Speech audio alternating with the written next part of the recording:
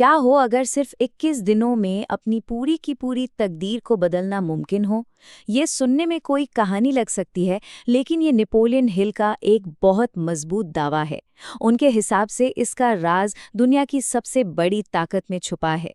और मज़े की बात यह है कि वो ताकत कहीं बाहर नहीं, हमारे अपने ही दिमाग के अंदर है। तो चलिए आज इसी 21 दिन के प्लान को परत दर परत खोलते हैं। ये एक बहुत बड़ा दावा लगता है ना? पर ये हवा में की गई बात नहीं है। ये उन ठोस सिद्धांतों पर टिका है जिन्हें नेपोलियन हिल ने दुनिया के सबसे कामयाब लोगों की जिंदगियों को सालों तक स्टडी करने के बाद निकाला था। आइए जरा इन सिद्धांतों की गहराई में उतर कर देखते हैं। इस पूरी सोच का जो आधार है वो हिल का यही मशहूर कथन है। अब इसे सिर्फ एक अच्छी सी मोटिवेशनल लाइन समझने की गलती मत कीजिएगा। हिल के मुताबिक ये एक यूनिवर्सल लॉ है, एक ऐसा नियम जिस पर यह पूरा ब्रह्मांड काम करता है। तो सबसे पहला और सबसे बुनियादी सिद्धांत वो ये है कि हर चीज़, मतलब हर चीज़ की शुरुआत हमारे विचारों से होती है। आज कोई इंसान जो कुछ भी है या भविष्य में जो कुछ भी बनने वाला है, उसकी नींव कहीं और नहीं, उसके अपने ही ख्यालों में रखी जाती है। हिल हमारे दिमाग की तुलना एक बहुत ही उपजाऊ खेत से करते हैं। अब जरा सोचिए, अगर इस खेत में हम डर, शक और नाकामी के बीज बोते रहेंगे तो फसल भी तो वैसी ही जहरीली होगी, है ना? लेकिन अगर इसी खेत में आत्मविश्वास, मजबूत इरादे और जीत के बीज डाले जाएं, तो फिर कामयाबी की फसल लहलहाने से कोई नहीं रोक सकता। इसका सबसे बड़ा जीता जागता सबूत है थॉमस एडिसन। सोचिए, करीब 10,000 बार फेल होने के बाद भी उनके दिमाग में सिर्फ एक ही ख्याल टिका हुआ था, मैं एक ऐसा बल्ब बनाऊंगा जो काम करेगा। उनके लिए हर नाकामी एक सीख थी, हार नहीं। उन्होंने अपने दिमाग को कभी भी असंभव शब्द को मानने ही नहीं दिया। तो यहाँ सबसे जरूरी बात ये निकल कर आती है कि हमारा आंतरिक संवाद, यानी वो बातें जो हम दिन भर मन ही मन खुद से करते रहते हैं, वो हमारे सबकॉन्शियस माइंड के लिए एक कमांड की तरह काम करती हैं। और वो सबकॉन्शियस माइंड हमारी हकीकत को ठीक उसी कमांड के हिसाब से बनाना शुरू कर देता है। ठीक है, तो विचारों को काबू में करना पहला कदम हो गया। लेकिन असली खेल तो अब शुरू होता है दूसरे सिद्धांत के साथ, 21 दिन का अटूट नियम। एक बात याद रखिए, आदतें ही वो धागे हैं जिनसे किसी की भी तकदीर का कपड़ा बुना जाता है। अब सवाल यह है कि 21 दिन ही क्यों? 20 क्यों नहीं या 30 क्यों नहीं? साइंस भी इस बात को मानता है कि किसी भी नई आदत को हमारे सबकॉन्शियस माइंड में अपनी जड़ें जमाने के लिए कम से कम 21 दिन तो लगते ही हैं। ये वो ज़रूरी वक्त है जिसमें हमारा दिमाग नए रास्ते यानी न्यूरल पाथवेज बनाता है। इसे ऐसे समझिए कि पहले दिन कोई भी नई आदत एक कच्ची ऊबड़-खाबड़ पगडंडी जैसी होती है जिस पर चलना बहुत मुश्किल लगता है। 7वें दिन तक वो एक कच्ची सड़क बन जाती है और जब लगातार 21 दिनों तक उस पर चला जाता है तो वो एक पक्का, एकदम स्मूथ हाईवे बन जाता है जिस पर दिमाग बिना सोचे समझे अपने आप दौड़ने लगता है। तो एक नई आदत बनाने का फॉर्मूला क्या है? बहुत सिंपल है। पहला, एक बार में सिर्फ एक आदत चुनिए। दूसरा, खुद से एक ऐसा वादा कीजिए जो किसी भी हालत में टूटेगा नहीं। तीसरा, इसे बिना कोई बहाना बनाए, बिना एक भी दिन छोड़े पूरे 21 दिनों तक कीजिए।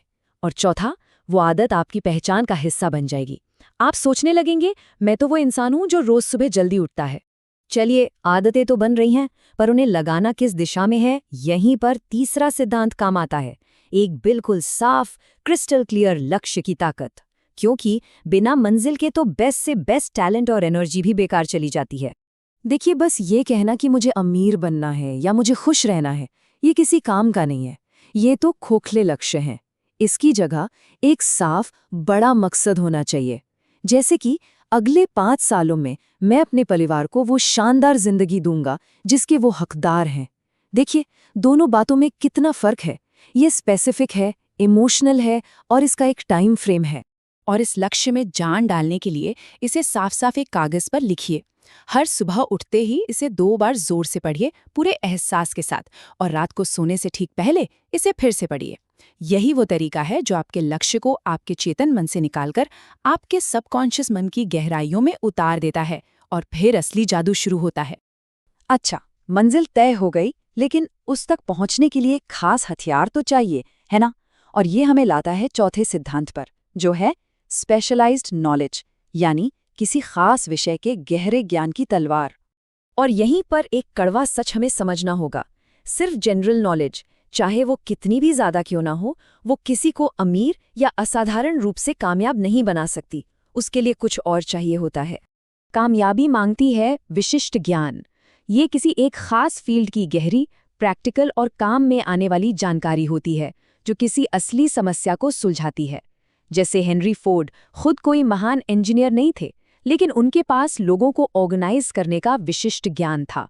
उन्होंने अपने चारों ओर एक्सपर्ट्स की एक टीम खड़ी कर दी। यही असली ताकत है। और अब हम आते हैं उस आखिरी और शायद सबसे शक्तिशाली सिद्धांत पर। वो सिद्धांत जो बाकी सभी को एक साथ एक धागे में पिरो देता है। यह है अपने सबकॉन्शियस माइंड को प्रोग्राम करने की कला, जिसे ऑटो सजेशन भी कहते हैं। एक बात गांठ बांध लीजिए, हमारा जो सबकॉन्शियस माइंड है ना, वो बहस नहीं करता, वो सवाल नहीं पूछता।